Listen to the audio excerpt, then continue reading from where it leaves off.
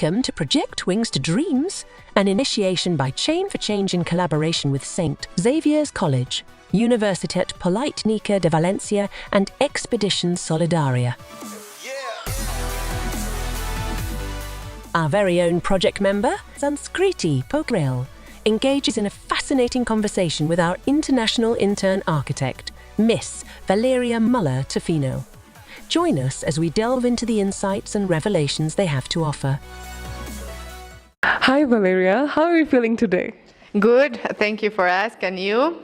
I am good as well. And could you please introduce yourself very briefly? Yeah, okay. So my name is Valeria Müller. Actually, I'm from Bolivia, but I was doing my master's degree in Spain. Your Instagram feed, it looks, it shows that you have been to so many places, and I'm curious to know how many countries you have been to.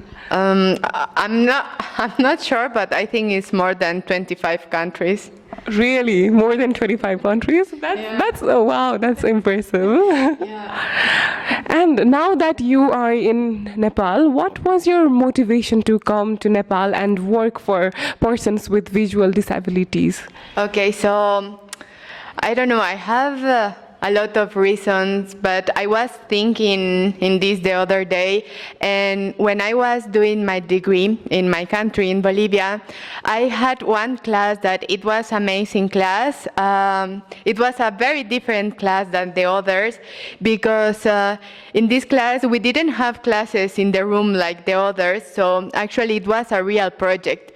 We went to the streets, and the project was do a proposal for a project to help people that they need help with the basic necessities for the house. So it was amazing, and since that day my perspective of architecture changed. So when I decided to do the master's degree, I wanted to write a thesis with a good impact, a real project. I didn't want only write a paper and then give to my teacher. So I really wanted to write something and create a good impact. So that's when I met Fanny. And we talked about this project, and I thought that this was an amazing project and a great opportunity for me. And Valeria, how did you feel to be a part of the project Wings to Dreams? So I feel amazing. For me, this project, it's like a dream. It's a dream working with such amazing people. We have an amazing group here. The amazing thing about this project is it's hard, it's complex, but it's amazing to see how it's working now. So everything is very nice. Yeah. So you were enjoying it? Yes, a lot.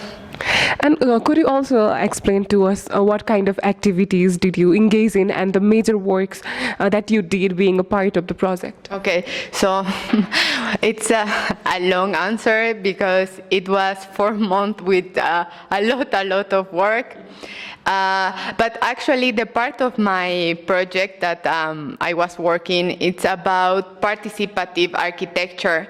And this is when you involve to the people, to the community to participate in the project. So this result or all this work is not only mine, it's the result of 4 months of hard working, but not only me, the work of all the team.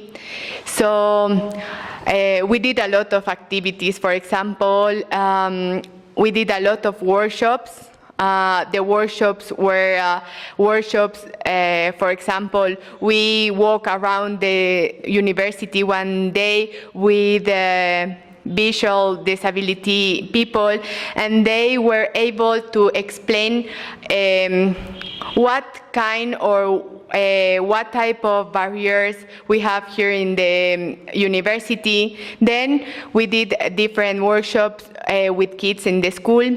We did different type of materials, tactile materials, to explain better the different topics. And at the same time, these type of activities were so important for me because I was able to see how the kids were developing in the space in the school. Then we did different interviews to students, to architects, to people, to understand more the context, the barriers, the problems. What more? You can take your time. Yeah, no, we did a lot of talks with different groups of students to explain more about the project. And finally, we designed, of course, in group different signs for the university and a 3D map to help with orientation to the people. You mentioned about participatory architecture. Could you explain more about it? What is it, so that we all can be familiar? Okay, yeah. So I don't know. So it's very complex, but I'm going to explain in short words. It's when you invite to participate to all the community, to involve social and traditional context. It's involve to the users to participate in the project, to understand what type of the necessities they have. Because it's very easy, for example, to read the laws or the norms in Nepal, that of course they are important, but it's more important understand what are the necessities of the people. So we were doing this, we were working in group, we were working a lot in group. Yes. Valeria, you, along with members from Project Wings to Dreams, conducted workshop and presented their 3D models in laboratory schools, right? And how was your experiences being with students with visual disabilities, and how did you feel while conducting the workshop and making it successful? So actually my first reaction, I was impressed because in the school, it's impressive how they are doing the work, that kids are so smart and they actually create a group of support. So kids are helping each other all the time. So it's very impressive how they are working and learning. So it's very impressive. And for the other side, it was an amazing experience for me because I have two parts in this activity. So one part is I know that these kids know already all these topics, but it's different when you give them different type of materials that they can touch and imagine these things, because the majority of the times they learn only with theory, and of course they know very good the theory, but then when you have these things that they can touch and they can imagine how this material can look, it's amazing. For example, we had this experience with the solar system. Of course, they know all this theory, but then when they can touch, for example, the sun, and they can see that the sun is very, very big comparing with Earth, it's so impressive. So I was very happy and very impressed because all the team members were so creative and with all the materials. So I think it was amazing. And for the other part, this type of workshop, they were very, very useful for me, because with this workshop, I was able to see how the kids develop in the space. If they are completely independent or they need help with some things. But I was very impressed because actually the kids in the college are very independent. I told this before, and I'm going to tell again. They create a group of support so strong in the school, so it's very impressive to see that. Okay.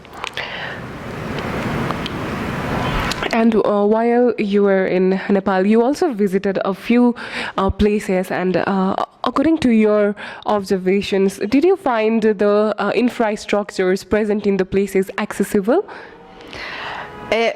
So it's a very complex topic to speak, because of course you can talk about accessibility in different levels. So actually in the project I was working in a small level that I was looking for accessibility in the buildings like the university of the school. It's very complex talk about urbanism level about accessibility, because there's a lot of work to do. But yes, I think Nepal started yet to notice that and start to working in that. So yes, I saw in some places that they already start with these type of things. And according to you, what can be done to enhance accessible infrastructure friendlier to Nepal? Yeah, so actually I'm going to answer the beginning is a little the same, because you can talk about accessibility in different levels. Okay, so of course the biggest level is about urbanism, that it's so complex because there's so much work and different work that people have to do it. And if you talk about a small level like infrastructure in schools or college, I think the first step is work with the people who need this type of thing. Listen, analyze, and work, do groups to work and not only design. So the architecture is not only to design the places. Now we have to create multidisciplinary groups to work in that. It's important to listen and to work with the user, with people that they need. So I think that we have a lot of work, but at least we start. So that's the important thing. Yeah, and of course accessibility is a big term, and what is accessible to us, okay, for example, what is accessible to us might not be accessible to persons with visual disabilities. And according to your observation, what can we do to make things more accessible to persons with visual disabilities? And one thing that I want to say, that I had an interview with an architect here because I want to understand a little better about the laws here, about accessibility, because I read and they have a lot of laws. So I was talking with the architect and he was telling me that only put ramps and things like that is mandatory. The rest is only option. Sorry, what? Ramps? Oh, ramps. Yes. So only put ramps, it's mandatory, but the rest of the signs or different tactile floor, it's tactile floor. He told me that it's mandatory only in very big places, but in the rest, you can do it if you want, like for example design and different things. So and one part very interesting about our talk was that, of course, for us it's very easy walk, and sometimes you don't notice that there's a lot of barriers every day, because you don't need to throw for this. So then when you start doing recognition of the place with vision disability people or people with low vision, then you start seeing that there's barriers everywhere. And of course you don't notice because you don't have the necessity. So for me that's very important, do this participative architecture, because of course you can do all the norms and all the laws that you have, but then you can create more barriers that for you are not barriers, but when you are working in group and you are doing this work with disability and low vision people, you can notice that actually it's very difficult and there are a lot of barriers in architecture. So I think for me it's very important when you're designing something, do multidisciplinary teams. Work with the user, for people who is the building. So for me, that's an important thing. Yeah. Now, coming back to you, Valeria, what differences do you find between Valeria before 27th August 2023 and Valeria from 27th August 2023 till now? So, well, I notice a lot of difference. Of course, I can talk about the academic part.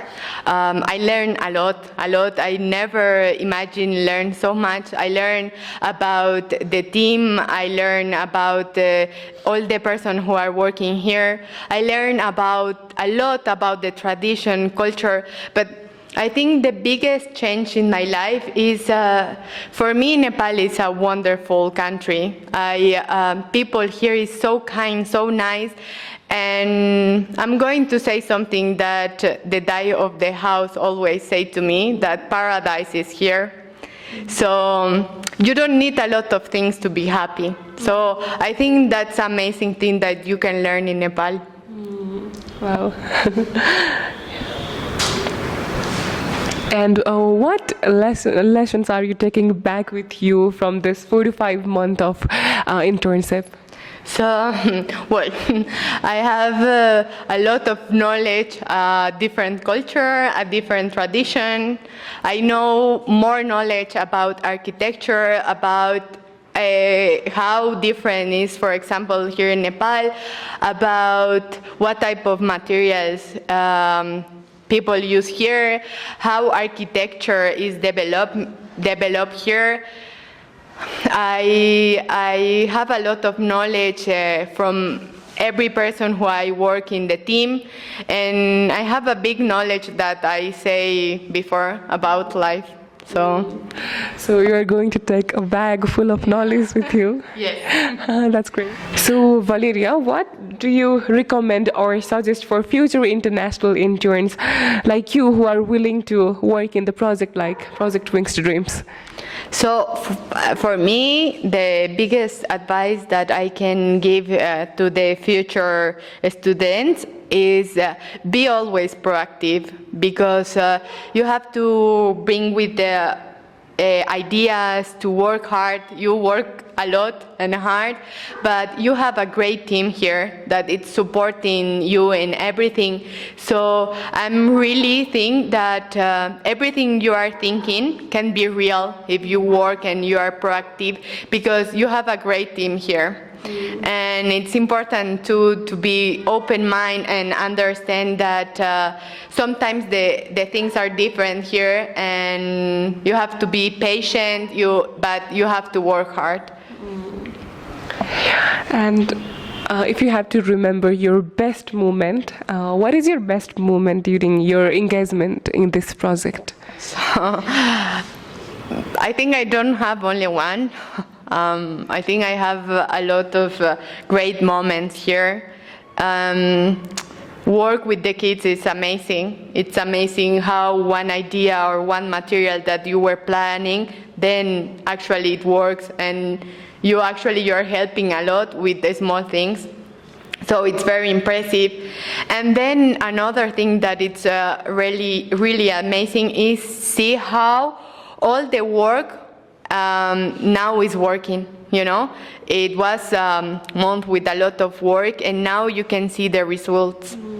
So Valeria, is there anything that you would like to say or any message that you want to convey to us? Okay, so I want to say thank you.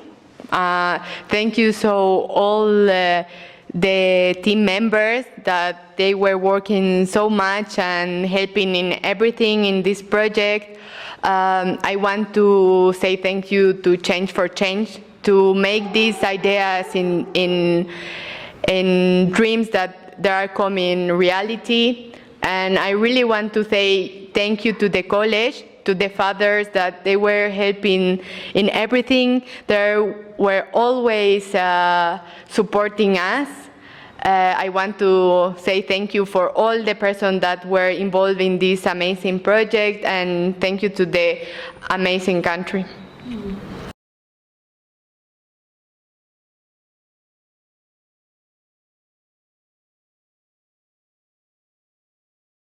For more, visit our website www.chainforchange.org.np.